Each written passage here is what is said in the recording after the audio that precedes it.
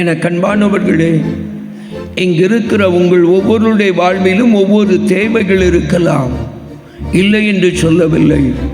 ஆனால் தேவன் உங்களை குறித்து ஒரு முன்குறித்தலை வைத்திருக்கிறார். ஆண்டவர் இந்த சந்ததியில், இந்த காலத்தில் ஆண்டவர் உங்களை இந்த தேவ சமூகத்தில் கொண்டு வந்ததற்கு நோக்கம், அவர் உங்களுடைய வாழ்க்கையில் விடுதலையை தருவது மட்டுமல்ல, உங்களை ஆசீர்வதிப்பது மட்டுமல்ல, உங்களுக்கு அற்புதங்களை செய்வது மட்டுமல்ல, அவர் குறைவில்லாத நன்மைகளை கட்டளையிடுகிறவர், அவர் நிறைவான அற்புதங்களை செய்கிறவர். ஆனால் அது எல்லாவற்றை காட்டிலும் மேலான ஒரு நோக்கம் ஒன்று உண்டு. நீங்கள் வாழ்கிற இந்த சந்ததி, நீங்கள் வாழ்கிற இந்த சந்ததி உங்கள் மூலம் தேவன் பக்கம் திரும்ப தேவன் உங்களை அவருடைய பாதத்திலே கொண்டு வந்திருக்கிறார். ஏதோ ஊழியக்காரங்க மட்டும்தான் ஊழியம் செய்யணும், அவங்க மட்டும்தான் தேவனுடைய சித்தத்தை செய்யணும், மற்றவங்கெல்லாம் சும்மா இருக்கணும்னு ஆண்டவர் தெரிந்து கொள்ளவில்லை.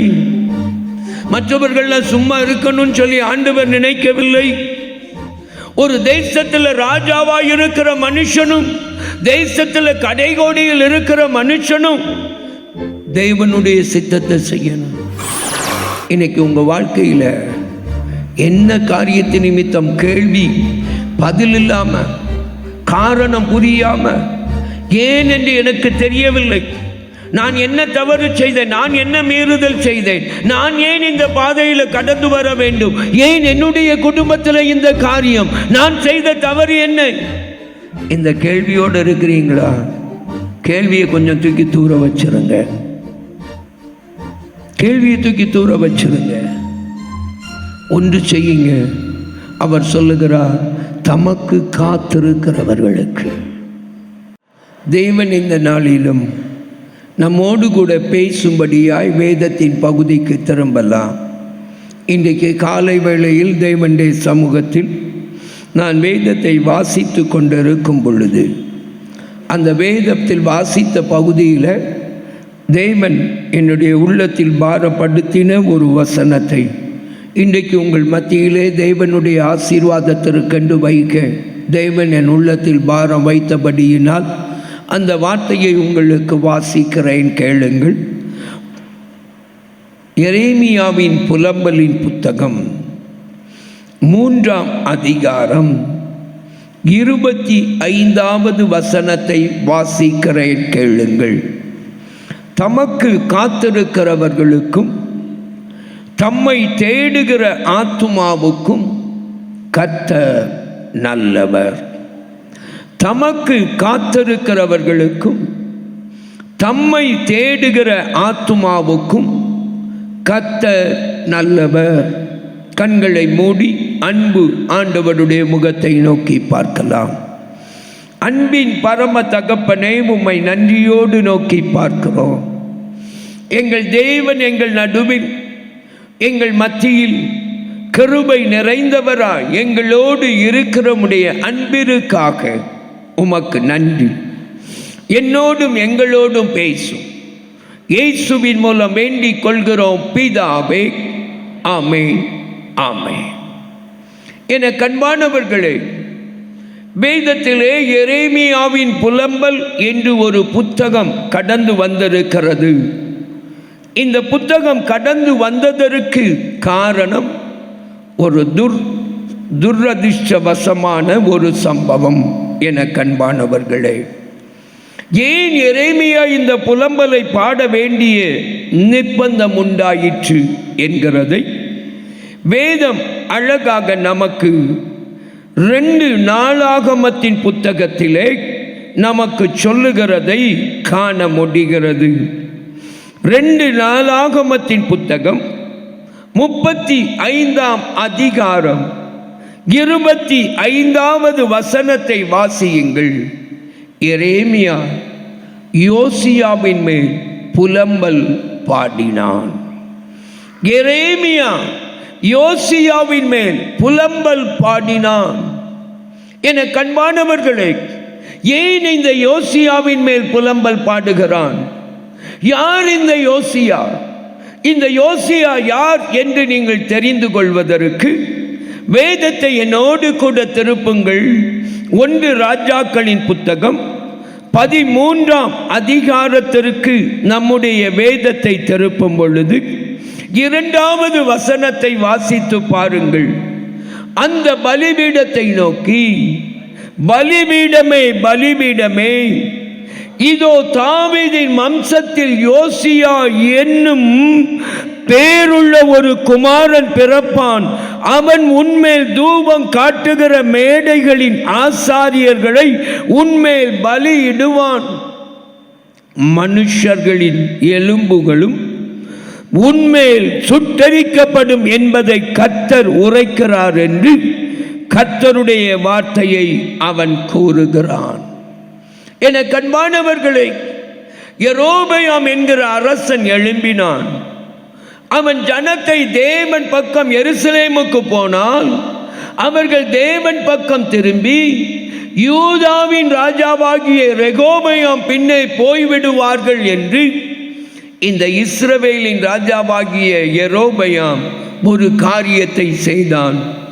பொற்கன்றுக்குட்டியை உண்டாக்கி, 2 பொற்கன்றுக்குட்டிகளை உண்டாக்கி, ஒன்றை பெத்தேலிலும் ஒன்றை தானிலும் ஸ்தாபித்து வைத்து, இவைகளே உங்களை வழி நடத்துகிற தெய்வங்கள் என்று ஜனத்தை சோரம் போகும்படியாய் வைத்தான்.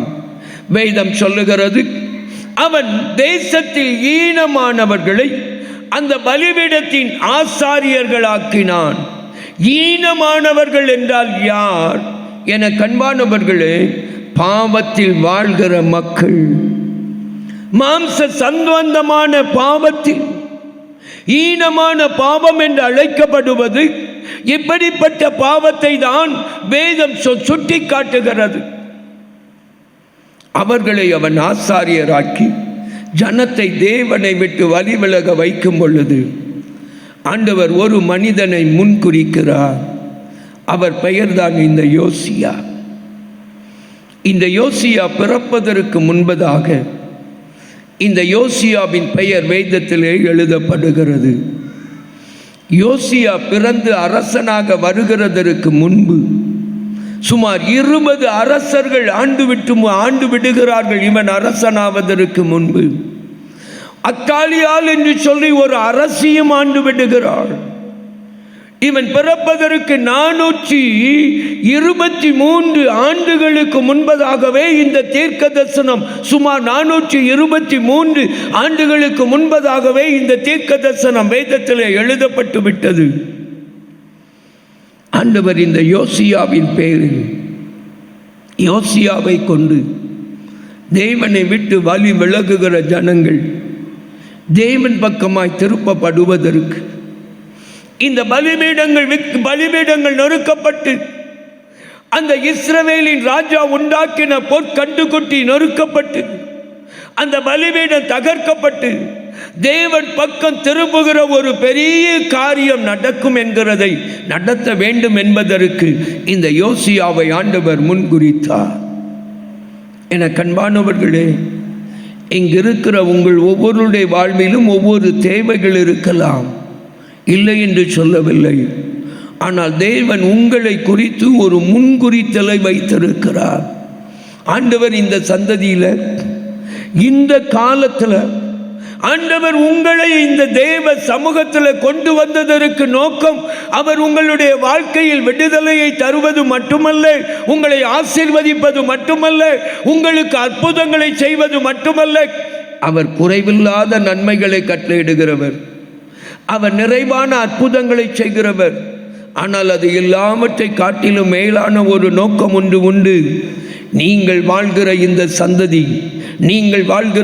சந்ததி உங்கள் மூலம் தேவன் பக்கம் திரும்ப தேவன் உங்களை அவருடைய பாதத்திலே கொண்டு வந்திருக்கிறார். அதற்காக ஆண்டவர் உங்களை முன்குறித்திருக்கிறார். நீங்கள் சாதாரணமாய் ஏதேச்சையாய் வந்துவிட்டவர்களும் அல்ல, சாதாரணமாய் ஏதேச்சையாய் இந்த சந்ததியிலே பிறந்து விட்டவர்களும் அல்ல. உங்களையும் என்னையும் குறித்து வேதம் என்ன சொல்லுகிறது? எபேசியர்கள் நிருபம் 1ஆம் அதிகாரத்திற்கு உங்கள் வேதத்தை திருப்பி பாருங்கள். அவர் உலக தோற்றத்திற்கு முன்னே அவர் நம்மை தெரிந்து கொண்டாராம். எபேசியர் 1:4 அதை சொல்லுகிறது. கலாத்தியர் 1ஆம் அதிகாரத்திற்கு உங்கள் வேதத்தை திருப்பி பாருங்கள். கலாத்தியர் 1ஆம் அதிகாரம் 15 என்ன சொல்லுகிறது? தாயின் கற்பத்தில் இருந்து பிறப்பதற்கு முன்னே ஆண்டவர் நம்மை தெரிந்து கொண்டாராம். எதற்கு? ஆண்டவர் இந்த தேசத்தில் உங்களை கொண்டு என்னை கொண்டு அவர் எதையாகிலும் செய்ய விரும்புகிறார். நீங்க இயேசுவின் ரத்தத்தினால மீட்கப்பட்டிருக்கீங்கன்னா, இயேசுவின் ரத்தத்தினால பாவம் கழுவப்பட்டிருக்கிறீங்கன்னா, இயேசுவின் ரத்தத்தினால நீங்கள் பாவ மன்னிப்பின் நிச்சயத்தை பெற்றிருக்கீங்கன்னா, ரட்சிக்கப்பட்டிருக்கீங்கன்னா, உங்களை குறித்து என் தேவனுக்கு ஒரு பெரிய ஒரு நோக்கம் உண்டு. இந்த சந்ததியில் ஆண்டவர் உங்களையும் என்னையும் கொண்டு அவர் செய்ய விரும்புகிறதை நாம் செய்து முடிக்க தேவன் விரும்புகிறார். ஏதோ ஊழியக்காரங்க மட்டும்தான் ஊழியம் செய்யணும், அவங்க மட்டும்தான் தேவனுடைய சித்தத்தை செய்யணும், மற்றவங்கெல்லாம் சும்மா இருக்கணும்னு ஆண்டவர் தெரிந்து கொள்ளவில்லை. மற்றவர்கள்லாம் சும்மா இருக்கணும்னு சொல்லி ஆண்டவர் நினைக்கவில்லை. ஒரு தேசத்தில் ராஜாவாக இருக்கிற மனுஷனும் தேசத்தில் கடைகோடியில் இருக்கிற மனுஷனும் தேவனுடைய சித்தத்தை செய்யணும். என கண்பானவர்களே, இதை யாரை கொண்டு சொன்னா? ஒரு தீர்க்கதரிசியை கொண்டு சொன்னார்.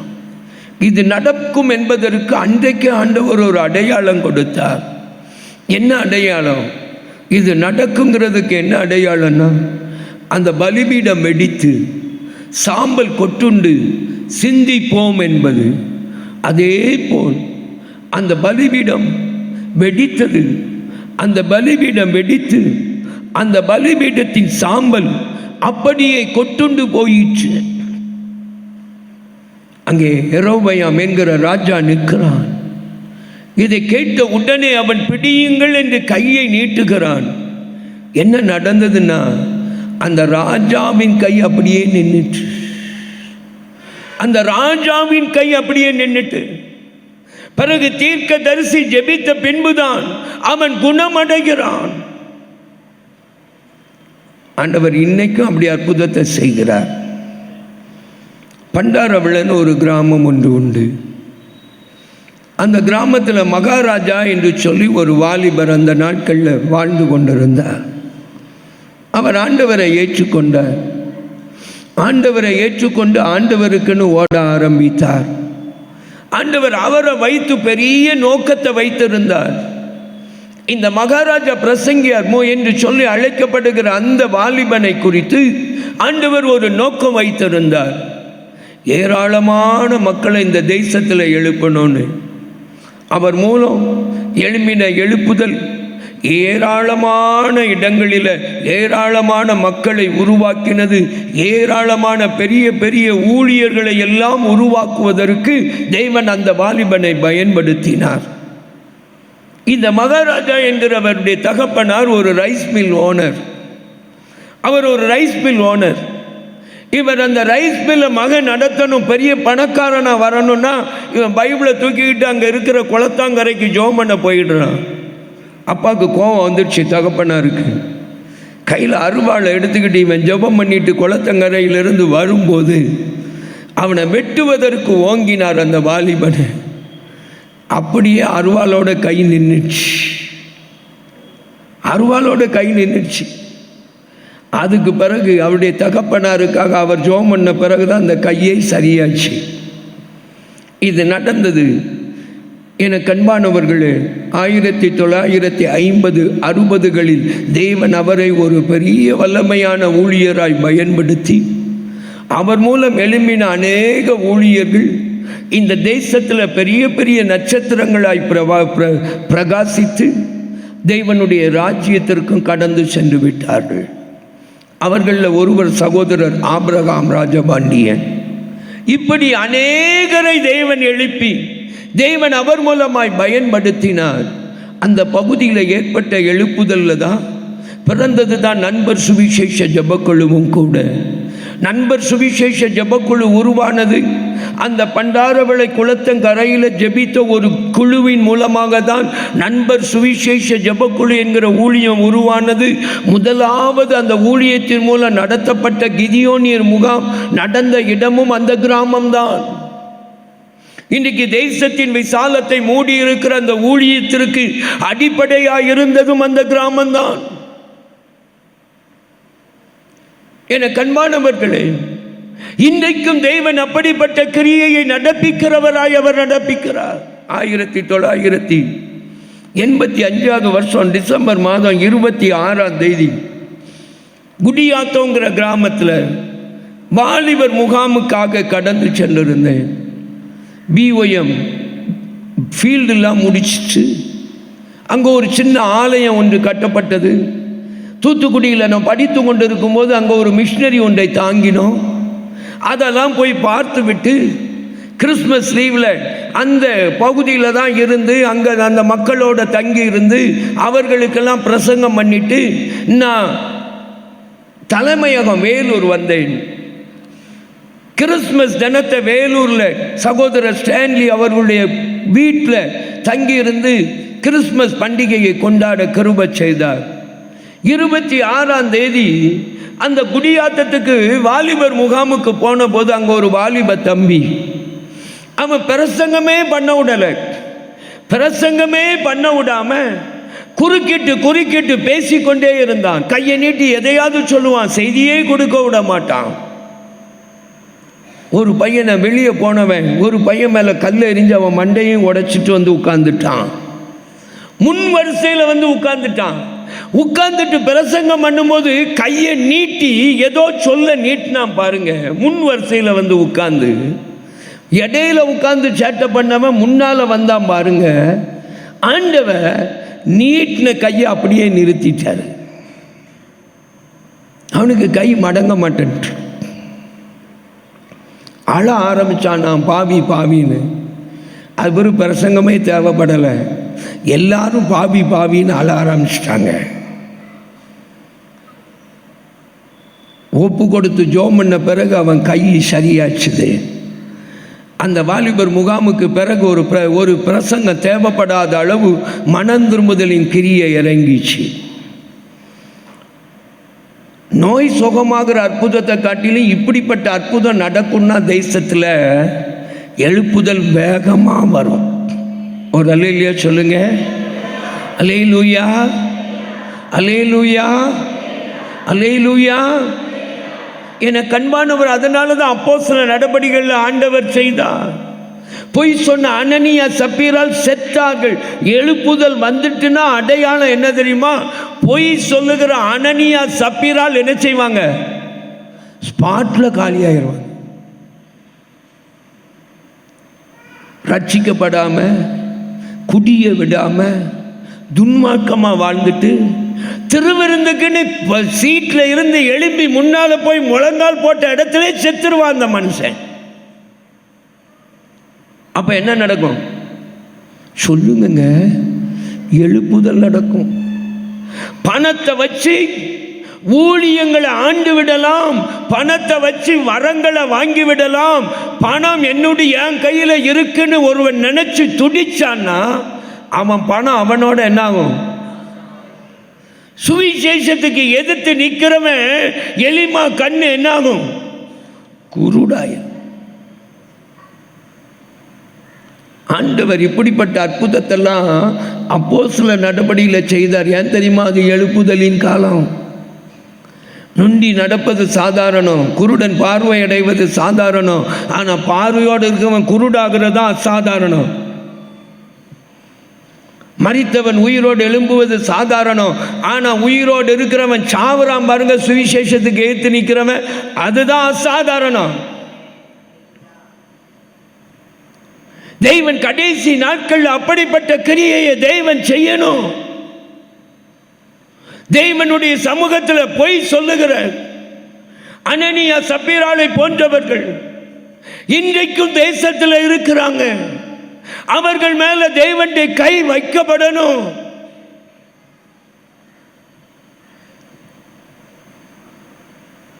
என கண்பானவர்களே, அப்போ பேதுரு கேட்கிறான், இவ்வளவுக்கு தானே விற்றீர்களாம்? இவ்வளவுக்கு தான் விற்றோம். கிரயத்தில் ஒரு பங்கை வஞ்சித்து வைத்து விட்டு ஒரு பங்கை நீங்கள் கொண்டு கொடுக்க சாத்தான் உங்கள் இருதயத்தில் ஏவினது என்னன்னு சொன்ன உடனே அனனியா கால் என கண்பானவர்களை, இன்றைக்கும் கர்த்தர் தம்முடைய எழுப்புதலை அனுப்ப தீவிரமாய் நிற்கிறார். ஆனால் இந்த யோசியா என்ன செய்துட்டான் தெரியுமா? இந்த எழுப்புதலின் கிரியையில் அவன் தலை கொடுக்கிறத விட்டுட்டு, எழுப்புதலில் நடப்பிக்கிறத விட்டுட்டு, ஆண்டவர் இவனோட இருந்து பெரிய காரியங்கள் எல்லாம் செய்து கொண்டு வந்ததை நீங்க பார்க்கலாம்.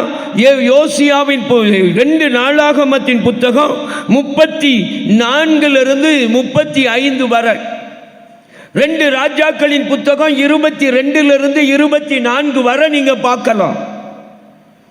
ஆனா இவன் தேவன் கிரியை செய்யறதை பார்த்துட்டு, இவன் நான் என்ன செய்தாலும் ஆண்டவர் என் கூட இருப்பாருன்னு நினைச்சிட்டு அவன் என்ன செய்தான்னா, பார்வோன் நேகோ என்கிற ராஜாவோடு யுத்தம் பண்ண போனான். யுத்தம் பண்ண போன போது பார்வோன் நேகோ சொல்லுகிறான், ராஜாவே, இது உமக்கு அடுத்ததல்ல, இதை நீ செய்யாதிரோ. நான் உமக்கு விரோதமாய் அல்ல, வேறு ஒருவனுக்கு விரோதமாய் போகிறேன். நீ தேவன் உம்மை அழிக்காதபடிக்கு நீ அவருக்கு எதிரிடை செய்வதை விட்டுவிடும்னு சொன்னான். 35ஆம் அதிகாரம் 2 நாளாகமம் 35:21.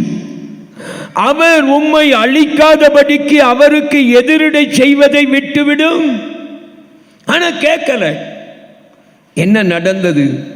யுத்தத்திலே பார்வோன் நேகோவினால் எழுப்புதலை கொண்டு வர வேண்டிய இந்த யோசியா மரித்தான்.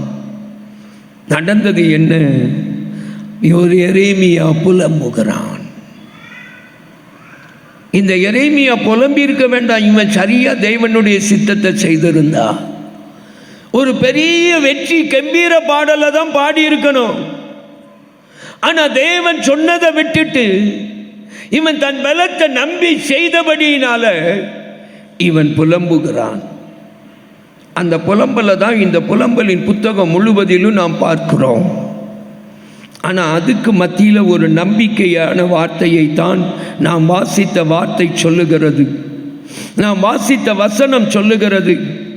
இந்த புலம்பல்களின் நடுவிலே ஒரு நம்பிக்கையின் வார்த்தையை தான் நாம் வாசித்த வசனம் சொல்லுகிறது. தமக்கு காத்திருக்கிறவர்களுக்கும் தம்மை தேடுகிற ஆத்துமாவுக்கும் கர்த்தர் நல்லவர். ஏன் இந்த யோசியாவினுடைய காரியம் என்ன செய்தது? விடுதலையாய் இருந்த யூத ஜனத்தை பாபிலோன் ராஜாவாகிய நேபுகத்நேச்சார் கையில கொடுத்தது. நேபுகத்நேச்சார் இந்த யூதாவை அடிமையாக்குகிறான். அந்த அடிமையாக்கின நிலைமையில தான் அந்த ஜனம் அடிமைப்பட்டிருக்கும் பொழுதுதான் இந்த புலம்பல் புத்தகம் பாடப்படுகிறது. அந்த அடிமைத்தனத்துக்கு மத்தியில் ஒரு நம்பிக்கையின் கீற்றான வார்த்தையை தான் இங்கே எழுதுகிறார். என கண்பானவர்களே, என்ன வார்த்தை? தமக்கு காத்திருக்கிறவர்களுக்கும் தம்மை தேடுகிறவர்களுக்கும் கர்த்தர் நல்லவர்.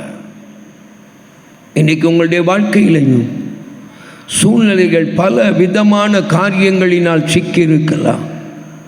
நான் ஒரு தப்பும் செய்யலை, ஆனால் யாரோ ஒருவர் செய்த தவறு, யாரோ ஒருவர் செய்த மீறுதல், யாரோ ஒருவர் செய்த பாவம், ஒரு யோசியாவின் நிமித்தம் ஒரு தேசம் அடிமைப்பட்டது போல, ஒரு யோசியா ராஜாவின் பாவத்தின் நிமித்தம் அவன் தேவன் சொன்னதை விட்டுட்டு தேவன் சொன்னதை செய்யாம வேறொன்றை செய்ததுனால ஒரு யூதா முழுவதும் அடிமைப்பட்டு அவர்கள் நேபுகத்நேச்சாரால் நெருக்கப்பட்டது போல,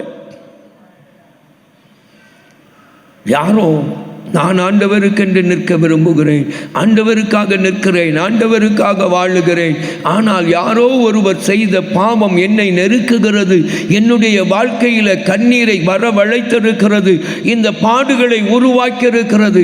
ஏன் எனக்கு இந்த பாடுகள்? ஏன் என்னுடைய வாழ்க்கையில் இந்த நெருக்கம்? ஏன் நான் செய்யாத ஒரு தவறு, நான் செய்யாத ஒன்று ஏன் என்னுடைய வாழ்க்கையில் கடந்து வருகிறது? இந்த கேள்விக்கு பதில் இல்லையே என்று சொல்லி திணறி கொண்டிருக்கிற யாரோ ஒருவர் இந்த இடத்துல இருக்கலாம். ஆண்டவர் உங்களோடு கூட பேசுகிறார், உங்களோடு பேசுகிறார். என்ன நடந்ததுன்னா, இந்த நெருக்கத்தின் மத்தியில் ஆண்டவர் ஒரு நன்மையான காரியத்தை சொன்னார். ஆண்டவர் ஒரு நன்மையான காரியத்தை சொன்னார். இதை நீங்கள் எரேமியா தீர்க்கதரிசன புத்தகத்தில் எடுத்து படித்து பார்த்தீங்கன்னா 25ஆம் அதிகாரம் தொடங்கி நீங்கள் படித்து பார்த்தீங்கன்னா அந்த நன்மையான காரியத்தை ஆண்டவர் சொல்ல ஆரம்பிப்பது எரேமியா 25:12 ஆரம்பிக்கும். நீங்கள் தொடர்ந்து நீங்கள் வாசித்து பார்த்தீங்கன்னா அதற்கு முன்பு ஆண்டவர் சொன்ன தீமைகள் அல்ல, அதற்கு பின்பு தேவன் அவர்களுக்கு நன்மையை கொடுக்க ஆரம்பிக்கிறத சொல்லுகிறத நீங்க காண முடியும். ஆண்டவர் இந்த நேபுகத்நேச்சாருடைய கையில் நின்று அடிமைத்தனத்தில் நின்று அந்த ஜனத்தை எப்படி விடுவித்து அடிமைப்படுத்தினவர்களை எப்படி விசாரிப்பேன் என்கிறதை சொன்னதை 25 நீங்கள் 52 வரை வாசிக்கும் பொழுது காண முடியும். எரேமியாவின் புத்தகத்தில் இதை நீங்கள் காண முடியும். எந்த எரேமியாவை கொண்டு பாடுகளை சொன்னாரோ அதே எரேமியாவினுடைய கண்ணீர், அவனுடைய புலம்பல் ஒரு பெரிய விடுதலையையும் தேவனுடைய கரத்திலிருந்து வாக்கருளுகிறதை எரேமியாவின் புத்தகத்தில் காணலாம். எரேமியாவின் புத்தகத்தை இந்த 2ஆய் பிரித்து பார்ப்பீங்கன்னா இந்த எரேமியாவின் புத்தகம் உங்களுக்கு விளங்கும். அப்படி புலம்பும் பொழுதுதான் இந்த எரேமியா ஒரு நம்பிக்கையின் கீச்சை இந்த புத்தகத்தில் இந்த அதிகாரத்தில் அவர் சொல்லுகிறார்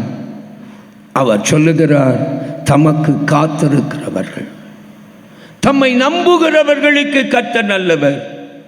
இன்னைக்கு உங்கள் வாழ்க்கையில் என்ன காரியத்தின் நிமித்தம் கேள்வி பதில் இல்லாமல், காரணம் புரியாமல், ஏன் என்று எனக்கு தெரியவில்லை, நான் என்ன தவறு செய்தேன், நான் என்ன மீறுதல் செய்தேன், நான் ஏன் இந்த பாதையில் கடந்து வர வேண்டும், ஏன் என்னுடைய குடும்பத்தில் இந்த காரியம், நான் செய்த தவறு என்ன, இந்த கேள்வியோடு இருக்கிறீங்களா? கேள்வியை கொஞ்சம் தூக்கி தூர வச்சிருங்க. கேள்வியை தூக்கி தூர வச்சிருங்க. ஒன்று செய்யுங்க. அவர் சொல்லுகிறார் தமக்கு காத்திருக்கிறவர்களுக்கு. நீங்கள் அவருடைய சமூகத்தில் காத்திருக்கணும், அவரை தேடணும். அவருக்கு காத்திருத்தல்னா என்ன? 2 காத்திருத்தல் இருக்கு. ஒரு காத்திருத்தல் என்னதுன்னா, நீண்ட நாள் காத்திருக்குதல் இருதயத்தை இளைக்க பண்ணும், விரும்பினது வரும்போதோ அது ஜீவ விருட்சம் போல் இருக்கும். அது எங்க பார்க்கிறோம்? நீதிமொழிகளின் புத்தகத்தில் அந்த நெடுங்காலமாய் காத்திருத்தலை குறித்து 13ஆம் அதிகாரம் 12வது வசனத்தில் பார்க்கிறோம். இது எதுக்கு காத்திருக்கிறதுனா, நாம் விரும்புகிற காரியத்துக்கு காத்திருக்கிறது. அது எதை உண்டு பண்ணும்னா இருதயத்தில் இளைப்பை உண்டு பண்ணும். நம்ம சில காரியத்தை விரும்புவோம், சில காரியம் நடக்கணும்னு நினைப்போம், சில காரியம் நமக்கு வேண்டும் என்று சிந்திப்போம். இவைகள் நீங்குமா என் வாழ்க்கையில், என் குடும்பத்தில் இதுக்கு எப்போ ஒரு முடிவு வரும்? இந்த முடிவை தானே நான் எதிர்பார்த்து கொண்டிருக்கிறேன். அந்த முடிவு வராமல் ஏதோ நடக்கிறதே என்று கலங்கி கொண்டிருக்கலாம். இந்த எதிர்பார்க்கிற காரியத்திற்கு காத்திருந்தா என்ன நடக்கும்னா, விரும்பின காரியத்துக்கு காத்திருந்தா இருதயத்தில் இளைப்பு வரும். ஆனால் அது வரும்போது தான் ஜீவ விருட்சம் போல் இருக்கும், அதுவரை இளைப்பு தான். ஆனால் இன்னொரு காத்திருக்குதல வேதம் சொல்லுகிறது.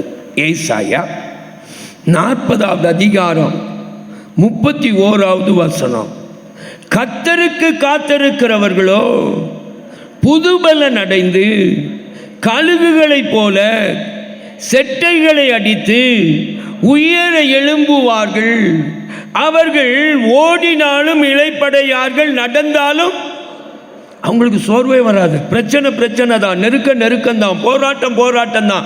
என் மனதில் இது நடக்கணும், இப்படி நடக்கணும், இது வந்தாதான் காரியம், இப்படி இருந்தாதான் காரியம் அப்படின்னு வச்சிருக்கோம் பாருங்க. அதெல்லாம் தூக்கி தூர போட்டுட்டு ஆண்டவர்கிட்ட ஒப்பு கொடுத்துட்டு ஆண்டவரை மட்டும் பார்க்கணும். ஆண்டவரை உமக்கு தான் காத்திருக்கிறேன், நீ எதை என் வாழ்க்கையில் அனுமதிச்சாலும் அது நல்லது தான். ஒரு அல்லையா சொல்லுங்க. நீர் ஒருபோதும் எனக்கு தீமையை செய்கிறவர் அல்ல. இன்னைக்கு நான் கடந்து வருகிற பாதையிலையும் நீர் எனக்கு நன்மையை வைத்திருக்கிறீர். யோசேப்பை 2 வருஷம் மறந்தான் பார்த்தீங்களா? பானை பாத்திரக்காரன் 2 வருஷம் மறந்து போனான் பாருங்க. பெற்ற நன்மைக்கு நடுவில் அது நன்மை. அவன் 2 வருஷம் மறக்காம விட்டுருந்தான்னா அவனை பேசி ராஜாட்ட விடுதலையாக்கி திரும்ப எங்கே கொண்டு போயிருப்பானா, இனி போத்திப்பார் வீட்டுக்கு நீ அடிமையாக போக வேண்டாம், என் வீட்டில் வந்து வேலைக்காரனை அடிமையாரு, உன்னைய நான் வச்சுக்கிறேன். அரண்மனைக்கு போயிருக்க மாட்டான். ராஜாவுக்கு இந்த ரகசியத்தை அவன் சொப்பனம் காணும்போது சொல்லி இருக்க மாட்டான். இவனை சொல்லிட்டா ராஜா நம்மகிட்ட இருந்து எடுத்துக்கிட்டாருன்னா நமக்கு நல்ல மனுஷன் இல்லாமல் போயிடுவான்னு விட்டுருப்பான். ஆனால் 2 வருஷம் ஆண்டவர் அவனை மறக்க வச்சு 2 வருஷம் சிறைச்சாலையில் வைத்திருந்தது எதுக்கு தெரியுமா? சிறையில் இருந்து இன்னொரு வீட்டுக்கு அடிமையாய் போவதற்கு அல்ல, சிறையில் இருந்து ராஜாங்கத்துக்கு போவதற்கு. யாருக்கு காத்திருக்க பழகுங்க? கர்த்தருக்கு. யாரை நம்புங்கள்? கர்த்தரை நம்புங்க. ஏதோ எங்கேயோ இருந்து சகாயம் வந்துவிடும், எங்கேயோ இருந்து வழி பிறந்துவிடும், இதற்கு ஒரு முடிவு வந்துவிடும் அல்ல, கர்த்தரை நம்புங்க.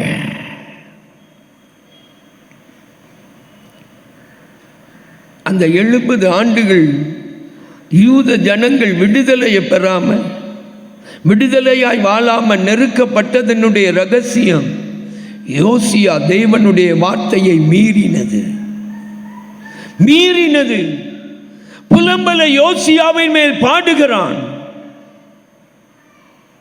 ஆனா ஆண்டவருடைய சமூகத்தில் காத்திருந்த ஜனத்திற்கு ஒரு விடுதலை வந்தது.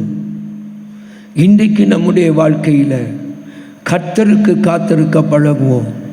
நீங்கள் அதில் இடையில படித்து பார்த்தீங்கன்னா அவர்கள் விடுதலையை தேடி ஆண்டவர் சொல்லுவார் எரேமியாவை கொண்டு, இங்கேயே தரித்திருங்கள். அந்த ஜனங்கள் ஓடுவார்கள் எகிப்தை நோக்கி. யாரெல்லாம் ஓடினார்களோ தங்களுடைய சொந்த வழியை நோக்கி, அவர்கள் எல்லாரும் வழியில நிர்மூலமானார்கள். அவர்கள் காரியங்கள் எல்லாம் அழிவுக்கு நேரே போனது, பலவிதமான பாடுகளுக்கு போனது. ராஜா தொடங்கி ஜனங்கள் வர அப்படித்தான் போனாங்க. ஆனால் கர்த்தரை நம்பி, கர்த்தருடைய வார்த்தையை நம்பி காத்திருந்த ஜனங்களுக்கு தேவன் ஒரு பெரிய விடுதலையை அனுப்பினார். ஒரு அல்லேலூயா சொல்லுங்க. அல்லேலூயா, அல்லேலூயா. தேவன் ஒரு பெரிய விடுதலை அனுப்பினார். தகர்க்கப்பட்டவைகள் எல்லாம் திரும்ப கட்டப்பட்டது, இடிக்கப்பட்டவைகள் எல்லாம் திரும்ப உருவாக்கப்பட்டது. மறுபடியும் தேவனுடைய கெம்பீரம் உண்டாயிற்று. இன்னைக்கு உங்கள் வாழ்க்கையில் என்ன இருக்கிறது? தகர்க்கப்பட்ட நிலைமையில், உடைக்கப்பட்ட நிலைமையில் இதை கட்டுவது யார் என்று எதிர்பார்க்குறீங்களா? எனக்காக இதை யார் கட்டுவார்? எனக்காக இதை யார் உருவாக்குவார்? இதற்கு காரணம் நான் இல்லையே என்று கண்ணீர் விடுகிறீர்களா? நிறுத்திட்டு கர்த்தருக்கு காத்திருங்க. நெடுங்காலம் காத்திருக்காதீங்க. விரும்பினதுக்கு கர்த்தருக்கு காத்திருங்க. ஆண்டவர் உங்கள் வாழ்க்கையில் இன்றைக்கு அற்புதத்தை தொடங்குகிற நாளாய் மாறட்டும். கர்த்தருக்கு காத்திருக்க ஆரம்பிக்கிற நாள் இந்த நாளாய் மாறுமானால், விரும்பினதற்கு காத்திருக்கிறத மாற்றி கர்த்தருக்கு காத்திருக்கிற நாளாய் இந்த நாள் மாறுமானால், அது தேவன் தம்முடைய அற்புதத்தை தொடங்குகிற நாளாய், தம்முடைய விடுதலையை அனுப்புகிற நாளாய் மாறும். ஒரு நிமிஷம் கண்களை மூடி ஆண்டவருடைய முகத்தை நோக்கி பார்க்கலாம். எனக்கு அன்பானவர்களே, ஆண்டவருடைய முகத்தை நோக்கி பாருங்க. Thank you Jesus. அன்பின் ஆண்டவர் நம் நடுவில் வந்திருக்கிறார். அன்பின் ஆண்டவர் நம் மத்தியில் அசைவாடி கொண்டிருக்கிறார். தமக்கு காத்திருக்கிறவர்களுக்கும் தம்மை நம்புகிறவர்களுக்கும் கர்த்தர் நல்லவர். இன்னைக்கு நீங்க அவரை நம்பி அவருக்கு காத்திருங்க. ஏன், எதற்கு ஏன்கிற கேள்வியெல்லாம் விட்டுட்டு, நீ தீமை செய்யாதவர் உமக்கு காத்திருக்கிறேன் சொல்லுங்க. இந்த நாள் உங்களுடைய வாழ்க்கையில் நன்மையின் நாளாய் உருவாக போகிறது. Now you are going to see a miracle, you are going to see a deliverance, you are going to see a unnatural things, supernatural things in your life. இயற்கைக்கு அப்பாற்பட்ட, இயற்கைக்கு மேம்பட்ட, இயற்கைக்கு முரண்பட்ட, ஆனால் அற்புதமான அதிசயமான காரியங்கள், மனிதரால் விளங்க முடியாதவைகளை தேவன் ஆரம்பிக்கிற நாளாய் வேளையாய் உங்களுக்கு மாறப்போகிறது. யூத ஜனத்திற்கு அப்படி மாறினது. யூதருக்கு ஆண்டவர் ரட்சிப்பை கட்டளையிட்டார். யூதருக்கு அப்படி மாறினது. உங்களுக்கு இன்றைக்கு மாறும். இன்றைக்கு உங்கள் வாழ்க்கையில் அது நடக்கும். இன்றைக்கு கர்த்தர் அதை இன்றைக்கு செய்வார். எத்தனை பேர் கர்த்தரை நோக்கி பார்க்க போறீங்க? நீங்க இப்படி விடுதலை வேணும்னு கேட்கறத விட்டுட்டு 2 வருஷம் மறந்து போனாலும் பரவாயில்லை, கர்த்தருடைய நேரம் என் வாழ்க்கையில நிறைவேறட்டும். யோசேப்பை போல 2 ஆண்டு மறக்கப்பட்டாலும் பரவாயில்லை, கர்த்தருடைய வேலை நிறைவேறட்டும். கடந்த காலத்தில் முறுமுறுப்புகள், கடந்த காலத்தில் முறுமுறுப்புகளை விட்டு வெளியே வாங்க. Thank you Jesus. Thank you Jesus. Thank you Jesus. அன்பின் பரம தகப்பனே, உம்மை நன்றியோடு நோக்கி பார்க்கிறோம். அநேக கேள்வியோடு இந்த இடத்துல யார் உட்கார்ந்திருந்தாலும், ஏன் என் வாழ்க்கையில், ஏன் என் குடும்பத்தில் விளங்காத இந்த காரியம், நான் எந்த தவறும் செய்யவில்லையே என்கிற கேள்வியோடு இங்க உட்கார்ந்திருக்கிற உள்ளங்களை நீர் பார்க்கிறேன். அவர்களுக்கு இன்றைக்கு நீ நல்லவர் என்கிறதை, உமக்கு காத்திருக்கிறவர்களுக்கும் உம்மை நம்புகிறவர்களுக்கு நீர் நல்லவர் என்கிறது அவர்கள் காணும்படியாய், அந்த நன்மையை ஆரம்பிக்கும் நாளாய், அந்த மேன்மையை நீர் ஆரம்பிக்கும் நாளாய், அதை தொடங்குகிற நாளாய், இந்த நாளை நீர் ஆசீர்வதிக்கிறதற்காய் உமக்கு ஸ்தோத்திரம்.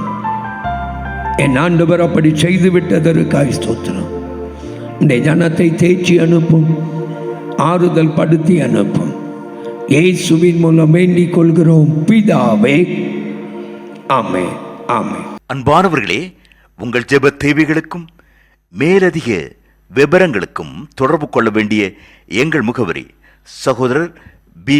பொற்செல்வன் ஆசீர், கிருபையின் ஊழியங்கள், ஆபிரகாம் நகர், பெரிய நாயகபுரம், தூத்துக்குடி 628101.